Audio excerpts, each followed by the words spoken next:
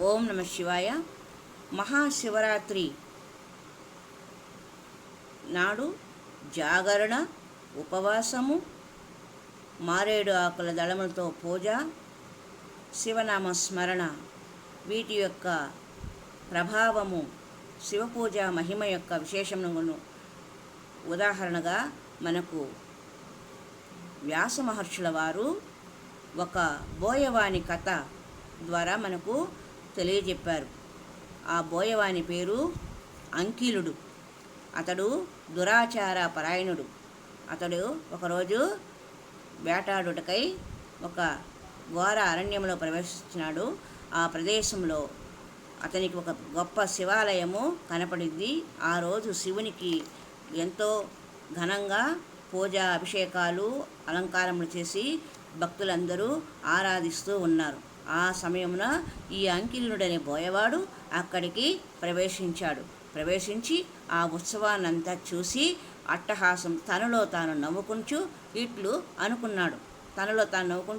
ఇలా మాట్లాడుకుంటూ ఉన్నాడు. ఆహా, ఈ ప్రజలు ఎంతటి మూర్ఖులు! ఈ పూజలకై ఎంతో ద్రవ్యమును వ్యర్థం చేయుచున్నారు. ఇదంతా శిలామయము, లోపల శిల, బయట శిల. ఇక దేవత్వం ఎక్కడి నుండి రాగలదు? మృష్టాన్న భోజనం చేయటం అని ఉపవాసము చేసి బాధపడుచున్న వీరికి పిచ్చి పట్టినట్లు ఉన్నది అని ఇట్లు హాస్యం చేయుచు నిలబడి ఉండెను. అంతలో భక్త సమూహము శివనామమును కీర్తింపదొడగరి.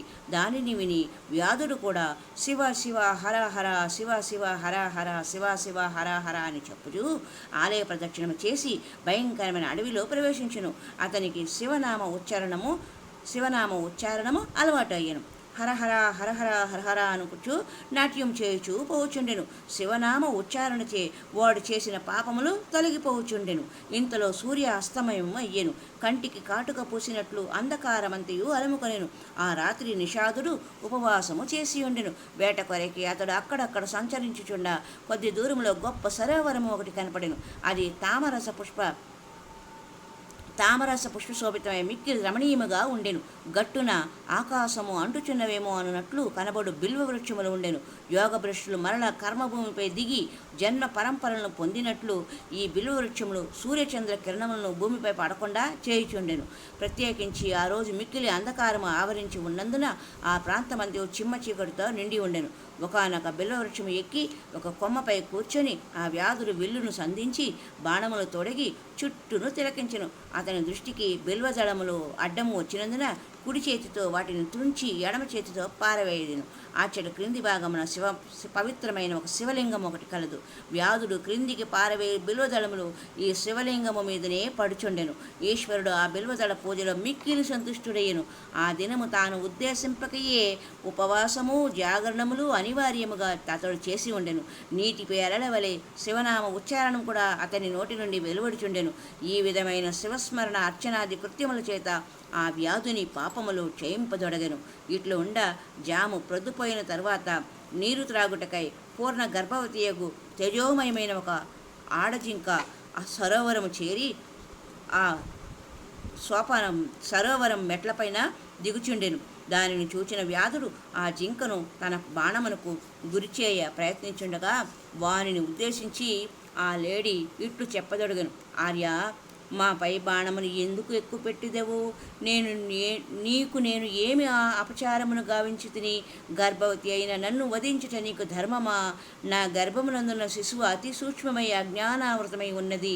ఇట్టి స్థితిలో నీవు నాకు తొందర కలిగించినచో నీకు దారుణమైన పాపము కలుగును. ఎట్టి అన్యాయం తలపెట్టని అయిన గర్భిణి అయిన నన్ను చంపుట నీకు పాడిగాదు అని జింక వ్యాధునకు హితవచనములు తెలిపెను. ఈ వాక్యమును విన్న బోయవాడు, ఓ మృగమా, నా ఆలుబిడ్డలు ఉపవాసంతో నా రాకను ప్రతీక్షించుచున్నారు. నేను కూడా ఈ దినము ఉపవాసము చేయుచున్నాను. నీవేమో మనుషుల వలె శాస్త్రోక్తమైన మాటలు చెప్పుట ఆశ్చర్యముగా ఉన్నది. నీ ఎడ నాకు సంపూర్ణమైన దయ కలిగినది. నీవు పూర్వజన్మలో ఎవరు? నీకు ఇట్టి జ్ఞానం ఎట్లు కలిగినది? విశదముగా తెలుపు అని ప్రశ్నించును. లేడీ ఈ విధముగా జవాబు చెప్పదొడిగెను.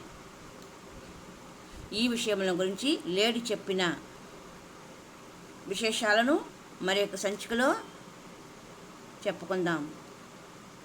హరి ఓం తత్సత్. ఓం నమ శివాయ. హర హర పార్వతీపతియే శంభో శంకర. ఓం నమ శివాయ.